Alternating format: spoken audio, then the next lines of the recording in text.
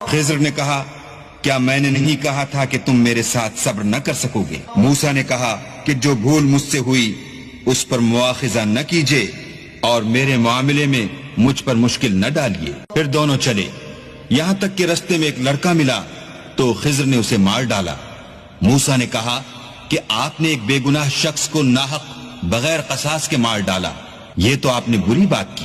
خضر نے کہا کیا میں نے نہیں کہا تھا کہ تم سے میرے ساتھ صبر نہیں ہو سکے گا؟ انہوں نے کہا کہ اگر میں اس کے بعد پھر کوئی بات پوچھوں یعنی اعتراض کروں تو مجھے اپنے ساتھ نہ رکھیے گا کہ آپ میری طرف سے عذر کے قبول کرنے میں غایت کو پہنچ گئے۔